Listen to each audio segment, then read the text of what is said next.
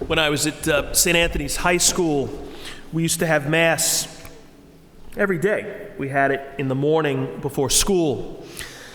So I had it up in the chapel, and you had different groups of people. I mean, it wasn't mandatory at all. So you had some teachers, some of the brothers, the Franciscan brothers that ran the school, they'd be there, and then kids, students.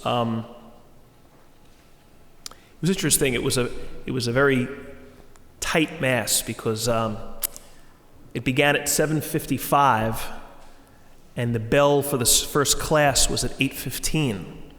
So it was like you had 20 minutes to get, and literally like a bell would ring at 8:15, and like the kids would look at you like, and the teacher's like, "We gotta go." And so, I mean, if I was late, like if you came in a little late, which I never really do or did, but came in a couple of minutes late, then it's like an even crazier quick Mass. Any rate, I remember, I think it was my second year, the church where I was living, they had asked me if I would take duty on Thursdays, which basically meant I had to do a morning Mass in the parish, which meant I couldn't do the school Mass. So I met up with the principal, Brother Shane, and I said to him, "What do you think about moving the Mass to after school, right after dismissal?" And he said, "Yeah, definitely, let's do that." But he said, let's also do this. Let's move it out of the chapel, move it out of the chapel, and we'll bring it down to the auditorium, which was really much more central to where everybody else was. It was right near the cafeteria, first floor. And he said, "Yeah, 2:30 is the end of the day. At 2:35 we'll have Mass, and we'll be done by 3. And he said, "What we'll do is this. I'm not going to allow anything else to happen during that time. So no team practices. Normally they would start right away. They can't until 3 o'clock. Clubs, extra help with teachers, whatever it is, whatever. The cafeteria used to always be open. Right after school, kids would just hang out and get some food. That was closed until 3 o'clock. You didn't have to go to the Mass, but he wanted to make the point that, nothing's going to compete with this, which was really a great idea. Teams ended up coming. Coaches decided, okay, I want my whole team to come, so they would sit together, and ultimately we had really big numbers. It kind of became the place to be on Thursday afternoon. Hundreds of kids, like 500, 600 kids sometimes, for this Mass. So it was really a great thing. One day, or at one of these Masses, I talked about in the homily something that had happened earlier that week in the news. There had been a car accident where kids were involved. They were driving, and nobody died, but it was a very serious accident. Kids were pretty hurt. And according to the paper, when I read the story, it said that they thought drinking was involved. So anyway, I had this Thursday Mass, and I decided to reference that story. And I guess I'm sure my point was, drinking and driving. Like, don't get in a car with somebody who's been drinking. And after Mass, 5 or 6 kids come up to me, very kind of solemn look on their face, and they said to me, they weren't drinking. And I said, how do you know? And she said, we know who they are. They were 2 of them. I think 2 of them were friends with these kids. And they said, we know they weren't drinking. We know where they were, whatever. Who knows? I don't remember what the details were, but I really did believe them. So I felt terrible. I felt these kids came to Mass to pray for their friend or friends who were sick, and now I'm telling a couple of hundred kids that they were drinking. So I apologized. I said, I'm very sorry, and that was it. But I was thinking about it, and I was just annoyed that I had done what I had done. So the next day, we used to take turns with the morning prayers. We'd get on, me and a couple of the brothers, we'd take turns. We'd get on the PA, and you'd do the morning prayers during homeroom. And that day I didn't have them, but I asked if I could switch. So I just said, I told, this was now the whole school, I just said what had happened the day before and what I had said and how I was wrong. And a lot of the kids weren't there, so I had to explain it, but 500 or 600 were there, so it was a big group. And I just explained how I was wrong. I shouldn't have said that, and I probably said something like, think before you speak. I should have thought this through a little bit more, gotten a little more information before I said what I had said. So I just apologized, very quick. Well, the reaction to that was very interesting, very positive, really.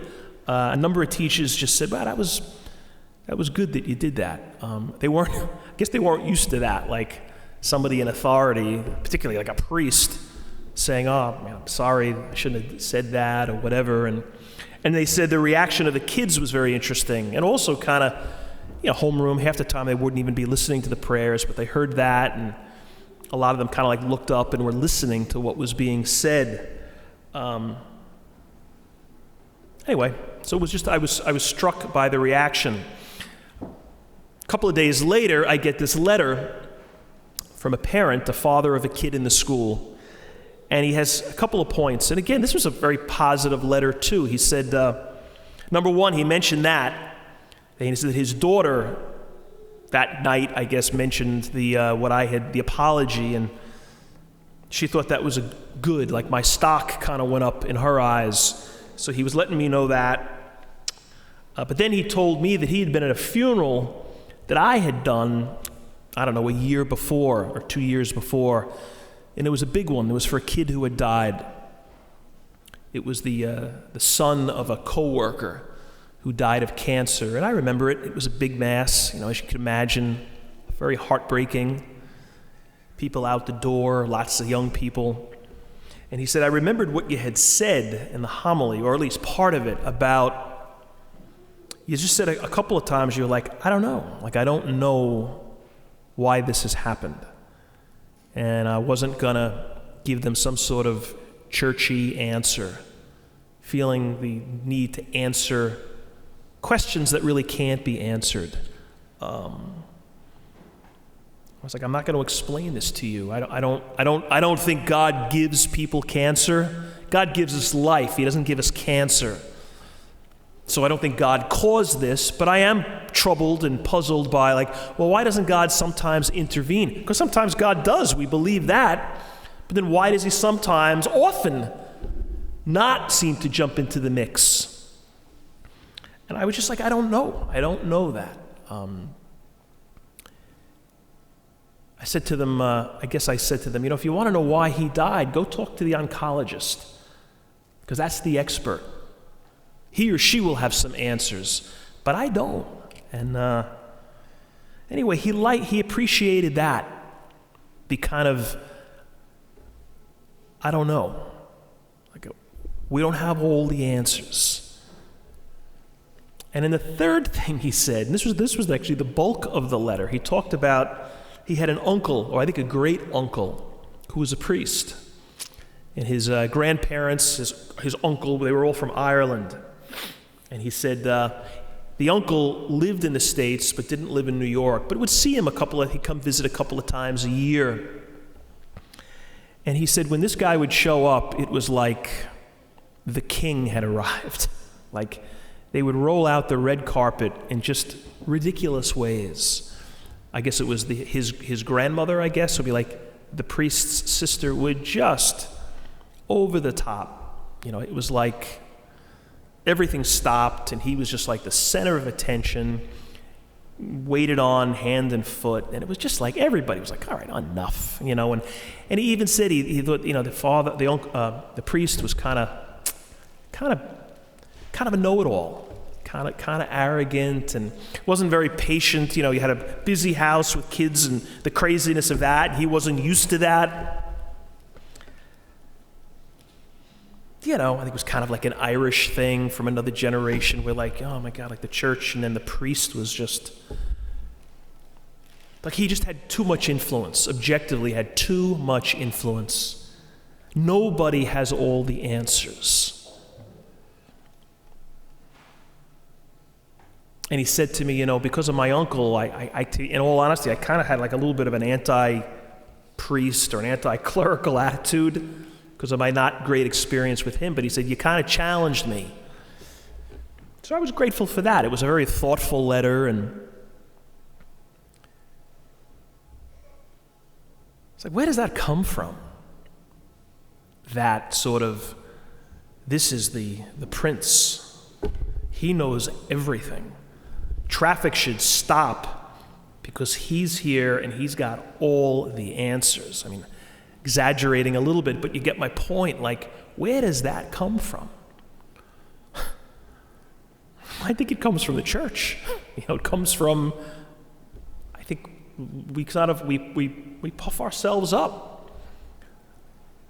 Like in a lot of cases, we make ourselves too much like we've got all the answers. I mean, look at the gospel today. It's not a new problem. It goes back to at least Jesus' time. These religious leaders couldn't stand Jesus for a very simple reason. He was stealing their spotlight. He was saying things and people were intrigued. They were listening, they were following him. So the focus went from the religious leadership. They were the princes. They always got the focus. They had the spotlight. And now this guy shows up and people are like, whoa, like this guy, he's got something to say. And they couldn't stand it. They were threatened by it. So that's where you get this gospel. They're like, okay, we're gonna get him. We're gonna get him. We're gonna ask him an impossible question. And this whole thing about who comes first, God or the government, religion or politics, Caesar or God. And it's like no matter what he says, he's gonna alienate somebody. If he says God comes first, he's gonna be seen as a rebel to the Roman government, and they're gonna go after him. They'll stop him. And if he says that the other side of it, if he says that the Roman government is first, Caesar's number one, then the Jewish people are going to be furious with him. Because they saw the Romans as they were this occupying force. And now you're saying that Caesar comes before God? So no matter what he says, he's going to get caught. That's why they ask the question. And he knows that. Which one is it? Do you pay taxes to Caesar or to God? And he goes, both. Nice try, but it's both. You don't have to pick. It's not either or. Sometimes in life, I think things are either or, aren't they? Like sometimes there's right and wrong. There's just absolute truths. Yes, no, black, white. Sometimes yes, but not always. It can be both and I think he does that in this response. He's like, give Caesar, if it's his coin, give him his place. But also give God his place. It's not one or the other. It can be both. At the end of the day, yeah, it's God. Because Caesar's not God. God is God. Caesar isn't. Caesar's important. Pay your taxes to Caesar, but he's not God. God comes first. Doesn't mean nobody else matters. Lots of people matter. But God's got to be number one. I remember I got somebody, I think they emailed me this kind of an interesting article. It was like one of these survey kind of things where it was, this was the question. It was the 50 most influential people of all time. Like it was a pretty broad, so the 50 most influential people who have ever lived. You read these things with a grain of salt, right? Like there's no way that it's a clear 50, and you want to know the agenda of the person and where they're coming from. But anyway, it was interesting. Jesus was number one. So that was kind of nice when I saw that. I mean, these were some of the other people, some of the top 50. Albert Einstein, Aristotle, Isaac Newton, Galileo. So philosophers, scientists, artists, Michelangelo, Shakespeare, Da Vinci, statesmen, leaders, Washington, Lincoln, Martin Luther King. Also bad guys, but people who had influence, Hitler, Karl Marx, Julius Caesar.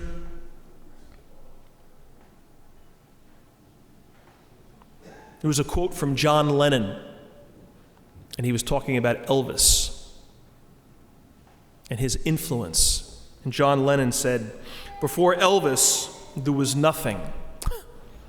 Before Elvis, there was nothing." Yes, there was. Like, with all due respect to John Lennon and the Beatles and to Elvis, there was something before Elvis. And I love Elvis. I mean, he was the king, but he wasn't God. We know that. Like, when you take people and you put them on a God pedestal, it's inevitable we're going to be let down. I mean, look at how poor Elvis, the end of his life. Man, he wasn't God. Elvis's voice, yeah, I think that was a gift from God. Elvis's charisma, yeah, I think that was like Holy Spirit charisma. Evidence of God throughout Elvis's life and his gift. But he wasn't God. I mean, of course we know that. But like in this, culture of celebrity, you make people more than they are. It's like Jesus would be like, no, Elvis was awesome. God's the reason for Elvis. God created Elvis, but he's not God. Kind of an interesting quote from Einstein, Albert Einstein, and he was asked toward the end of his life, sort of like, so with all that you've done, he was responsible for so much. The question was so what is it you do?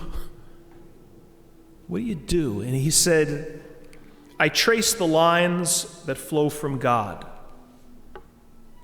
That's a pretty cool concept.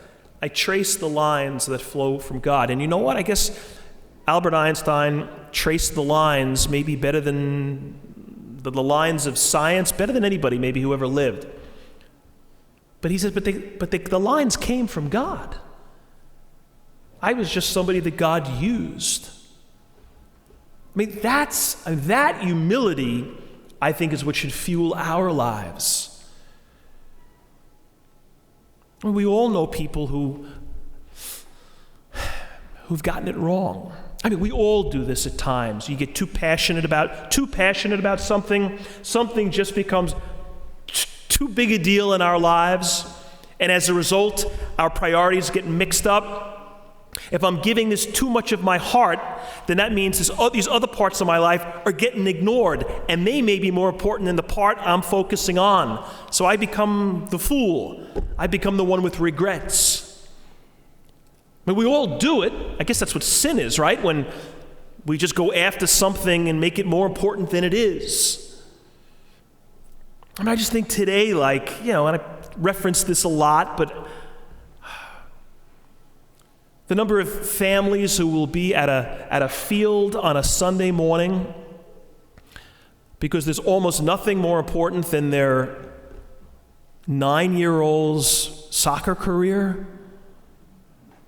It's like, you got to be kidding. And they're not here because of it. Now, I also know people who are like, no, I'm here. I'm just not going to be here Sunday morning. We got to Mass last night. Or we will get here tonight. People do balance it. Jesus didn't say, Caesar's out. He just was like, put him in his proper place. But Caesar was real. Caesar was important. He didn't say don't pay the tax. He just said don't give him more than God. Well, it's the same thing with the soccer on Sunday or the whatever on Sunday or whatever it is that really does pull us away from God. That Mass, that school Mass that we began on the Thursdays, I mean, it really was a great idea. Lots of kids and kind of made Mass credible. And it was also great because kids came there with their teams, whatever it was, whatever the team or whatever the club. When the spring musical was getting ready to happen, the whole cast for the spring musical would be sitting together in the auditorium at Mass. because those things were good. They weren't, football, clearly they were all good things, these teams and these clubs. They all matter, but they're not the most.